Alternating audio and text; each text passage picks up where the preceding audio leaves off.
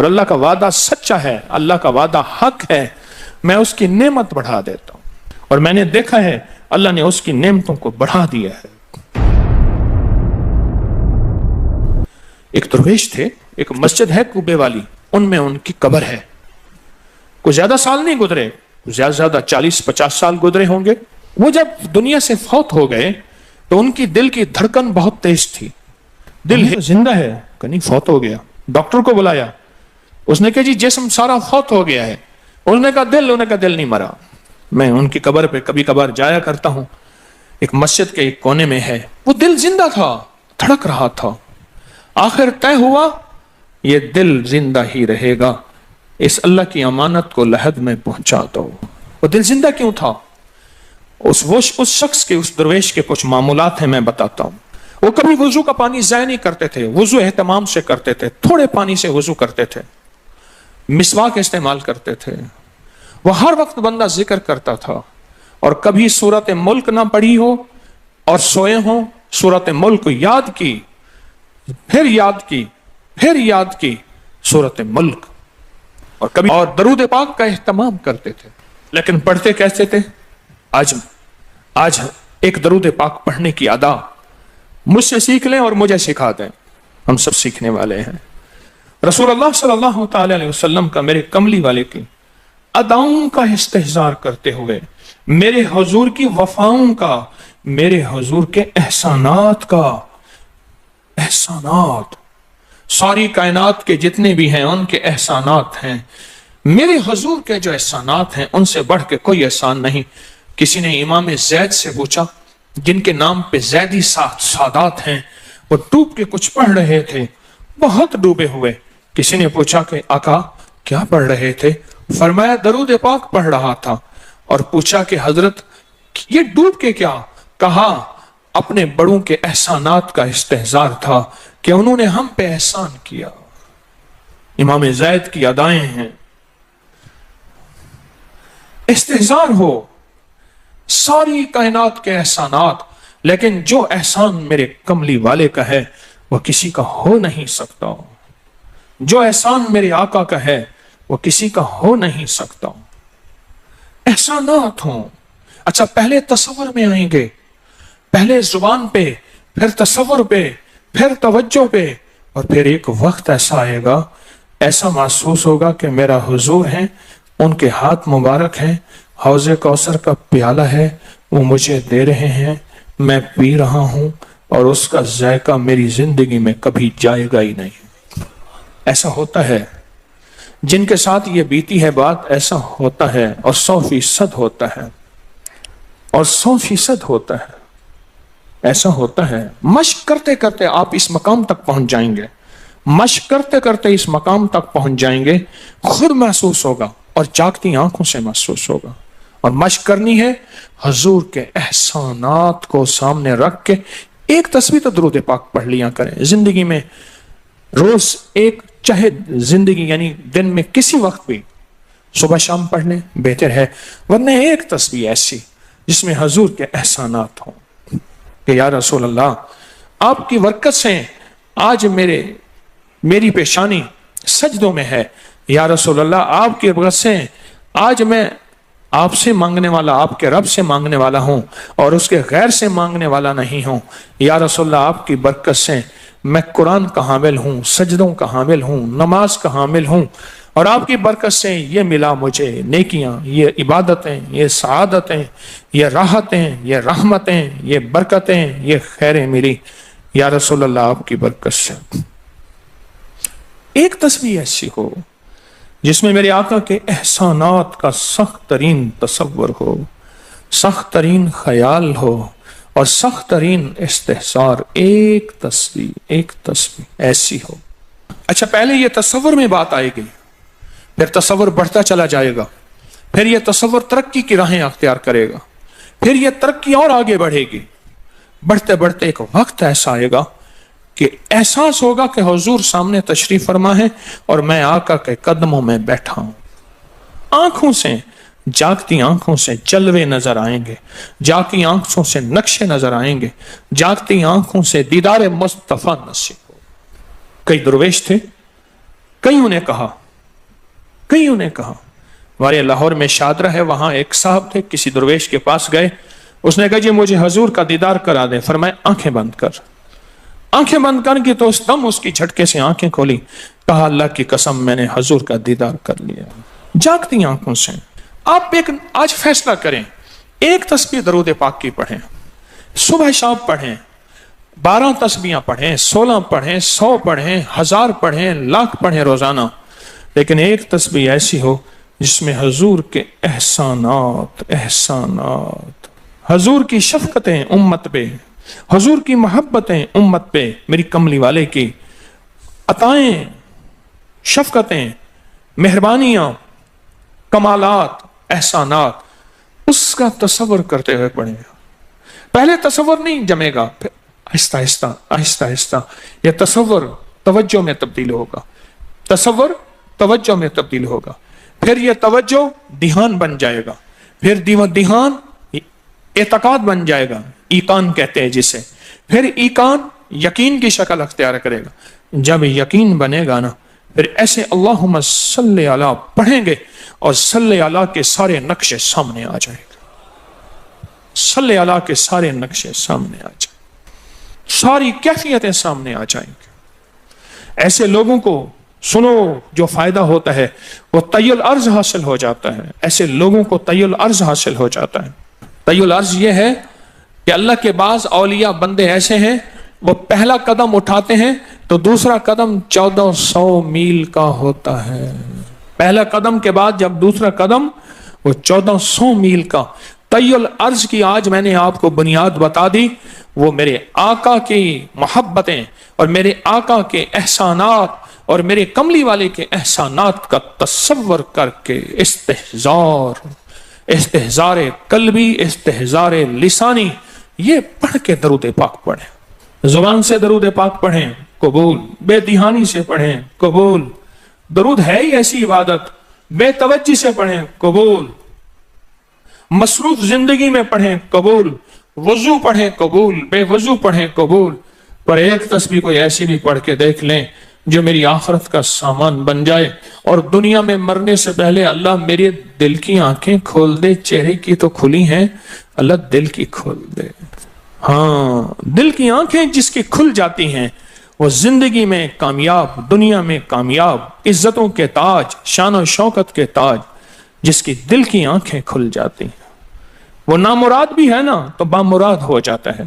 اور جو بندہ حضور کے احسانات کے ساتھ ایک تسبیح درود پاک کی پڑھے گا، وہ نامراد سے بامراد ہوگا۔ اور بامراد کیسے ہوگا؟ ذرا غور سے سنیں۔ بامراد کیسے ہوگا؟ ذرا غور سے سنیں۔ بامراد ایسے ہوگا کہ اللہ پاک اگر اس کی پیشانی پہ بدبختی، شقاوت، ذلت، لعنت لکھی ہے، اللہ درود پاک استحضار سے پڑھنے کی برکت سے اس کی پیشانی پہ رحمت، عطا اور شفقت، مہربانی، محبت اور کرم لکھ دیتا ہے۔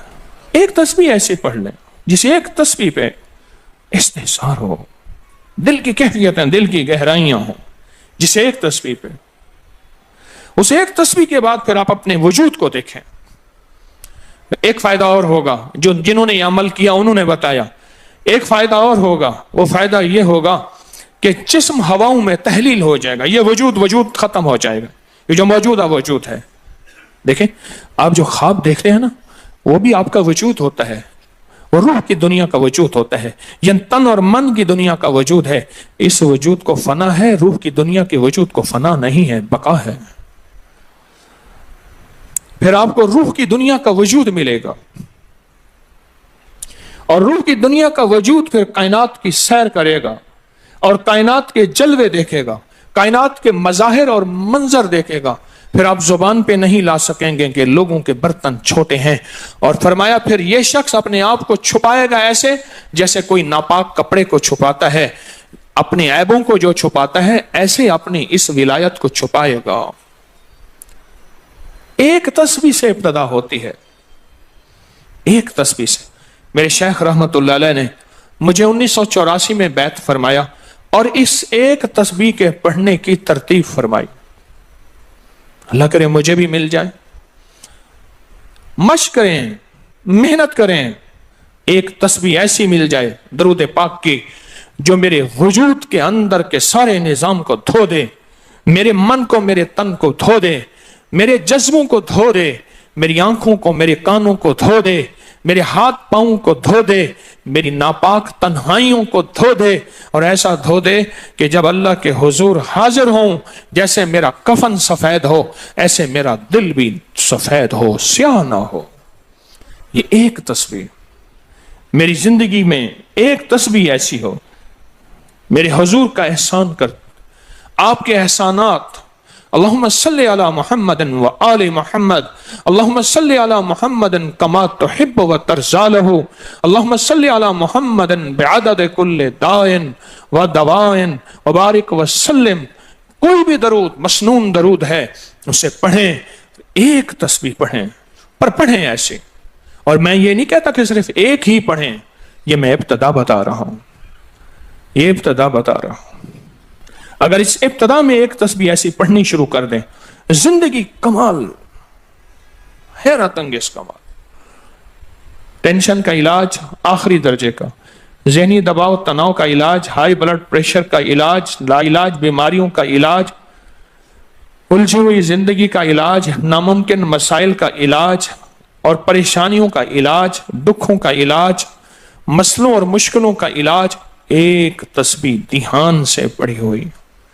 फिर एक तस्बीह करेंगे क्या? ये फरिश्तों को हदिया करें कि मेरे आका की बारगाह में पहुंचाएं। नेक जमजम की रूहें, उनको हदिया करें, मेरे आका की बारगाह में पहुंचाएं। और अल्लाह के नेक वलियों को, सालिहीन को हदिया करें, और नेक जिन्नात को हदिया करें। हाँ, ये एक तस्बीह हदिया करें। फरमाया किताबों में है, जितनी भी नेक रूहें हैं इस दुनिया में, कायनात में, जहां भी वो बंदा फौत होता है, हर नेक रूह, जन्नती रूह, जमजम के कुएं में उसका कयाम है, उसका मस्कन, उसका कयाम जमजम के कुएं में है। और जितनी भी बदकार रूहें हैं वो दुनिया में जहां भी मरे, उनका कयाम बरहूत एक कुआं है जो यमन में है, उस कुएं में उनका कयाम है। हज़रत शेखुल हदीस ने अपनी किताब में लिखा रहमतुल्लाह अलैह ने, फरमाया कि एक शख्स था, अमानतें रखता था, लोग अमानतें उसके पास रखते थे। एक शख्स अमानत रख के उसके पास सफर में गया, अरसे के बाद आया तो वो फौत हो गया था। बेटा अमानत देने से इनकारी था, परेशान हुआ, मक्का के दरवेशों के पास गया कि क्या करूं। फरमाया रात के आखिरी पहर में जमजम के कुएं पे जा और आवाज दे उस शख्स को जो अमानतें रखता था, तुझे पहली आवाज में जवाब देगा और तुझे बताएगा कि तेरी अमानत कहां है। रात के आखिरी पहर में गया, सलाम किया, उस शख्स को आवाज दी, आवाज ना आई, फिर आवाज दी, जवाब ना आया, फिर 3 बार, आखिर वापस आया। सुबह दरवेशों के पास फिर गया, कहने लगे इन्ना लिल्लाहि व इन्ना इलैहि राजिऊन। लगता ऐसे है कि वो जमजम के कुएं की रूह नहीं है, लगता है किसी खता की वजह से किसी पकड़ में है। जाओ यमन में बरहूत के कुएं पे, वहां जाके आवाज दो। वो फिर सफर करते हुए बरहूत के कुएं में गया, रात के आखिरी पहर में आवाज दी तो पहली आवाज में जवाब मिला, तेरी अमानत मौजूद है और वो तेरी अमानत फला जगह पड़ी है, उसको खोद के निकाल ले। और पूछा आप यहां कैसे? कहा कि बस कोई अमल ऐसा हो गया था जिस अमल की वजह से मैं इस वक्त बदकार रूहों के साथ हूं। जितने भी नेक रूहें हैं पूरी कायनात में, अज़ल से लेकर अबद तक, आखिरी दम तक, आदम से लेकर आखिरी दम तक, जितनी भी नेक रूहें हैं वो सारी नेक रूहें, वो सारी नेक रूहें जमजम में रहती हैं। जो दरूद पाक पढ़ें, जो नफली इबादत पढ़ें, जो तस्बीहात पढ़ें, जो जिक्र करें, जो हदिया सदका करें, वो क्या करें? सारे फरिश्तों को पहले हदिया कर दें, फरिश्तों को हदिया कर दें। उनमें वो फरिश्ते भी मौजूद होंगे जो मेरे हुजूर के रोजे पे जाएंगे। सुबह फजर के बाद फरिश्ते जाते हैं, फरिश्ते फजर से लेकर असर तक फरिश्ते दरूद और सलाम मेरे हुजूर के रोजे पे पढ़ते हैं। फिर डिफ्टियां तब्दील होती हैं, फिर असर से लेकर फजर तक और फरिश्ते आते हैं। और यहाँ तक रिवायात में आता है कि जो आज फरिश्तों की जिम्मेदारी लगी है, खिदमत लगी है, फिर वो क़यामत तक उनकी खिदमत फिर नहीं आएगी और वो पछताते रहेंगे। इतने फरिश्ते अल्लाह ने बनाए हैं। जो भी दरूद पाक पढ़ें और उसके अलावा इबादत जितनी भी करें, वो सारी इबादत फरिश्तों को हदिया करें, वो सारी इबादत नेक रूहों को हदिया करें जो जमजम के कुएं में रहती हैं, और सारी इबादत फरिश्तों को, रूहों को और जिन्नात को हदिया करें, और उनसे कहें कि अल्लाह से दुआ करें, अल्लाह मेरे ये काम बना दे। फिर काम बनते देखें, फिर मसाइल हल होते देखें, फिर नाकामियां खत्म होते देखें, फिर हालात को इंशाअल्लाह संवरता देखें, संवरता देखें, संवरता देखें। बहुत मैंने ताकतवर वजीफा, बहुत ताकतवर अमल और बहुत ताकतवर एक कुंजी और एक राज दे दिया आपको। बहुत अजब अमल है, बहुत ताकतवर और बहुत हैरत अंगेज अमल है, जो मेरा नहीं, सदियों से आजमूदा है, सदियों से आजमूदा है। अल्लाह के दोस्त इसको करते चले आए हैं, और अल्लाह के दोस्तों का आजमूदा अमल है बहुत ज्यादा, बहुत ज्यादा।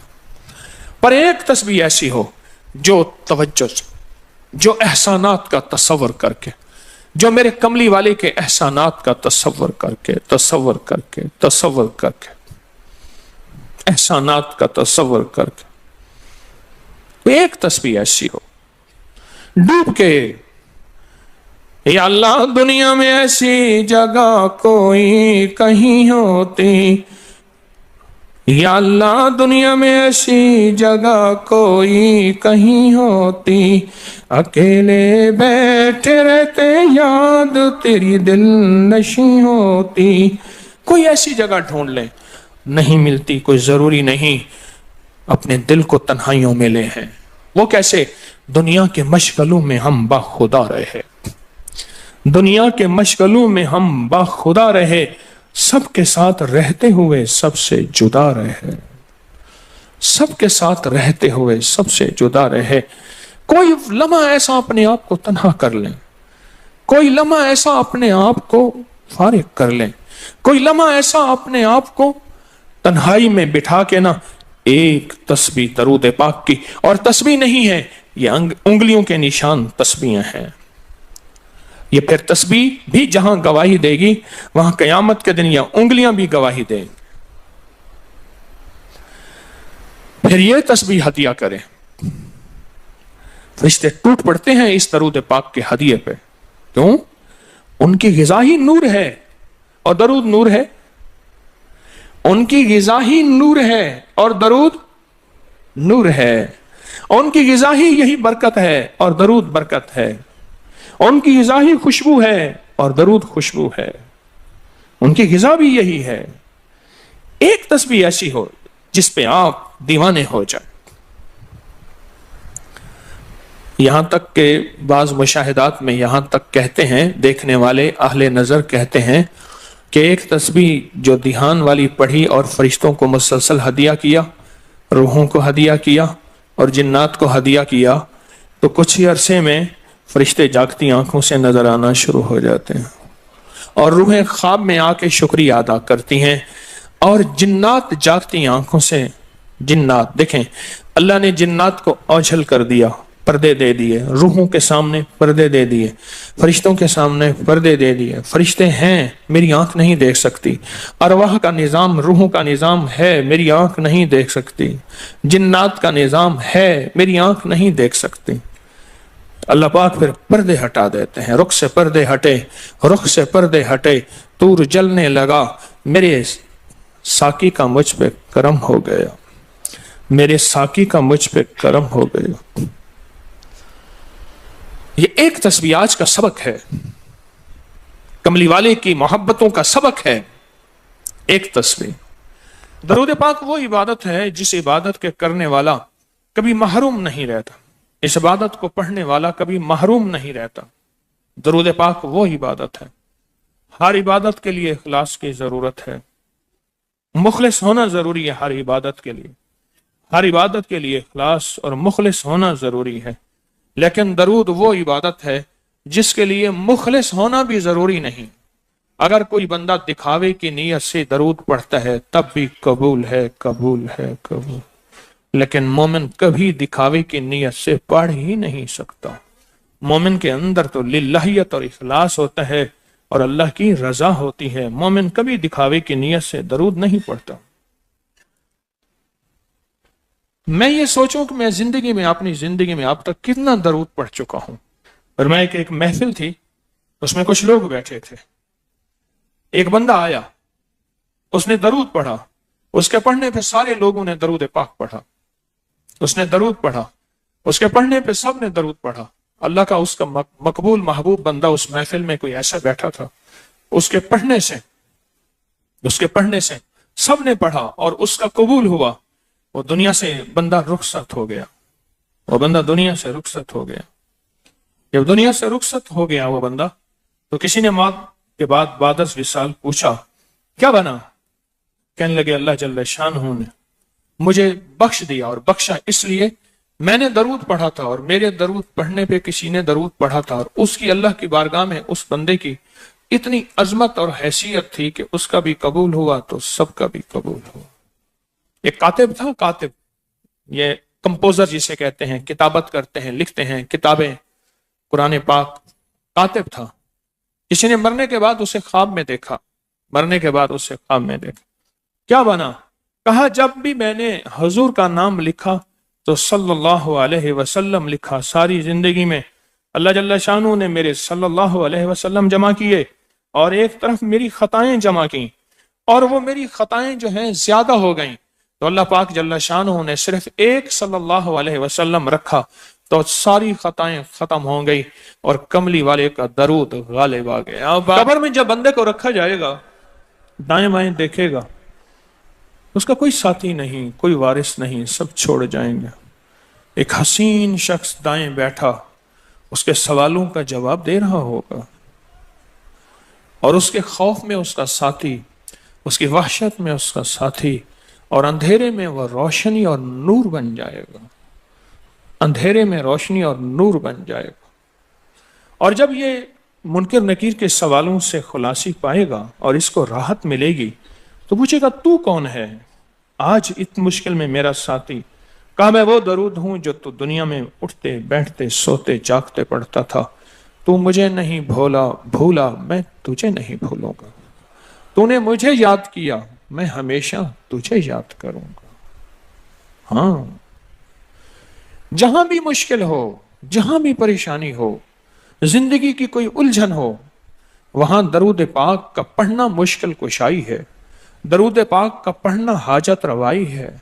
درود پاک کا پڑھنا زندگی اور صحت ہے، تندرستی ہے. درود پاک کا پڑھنا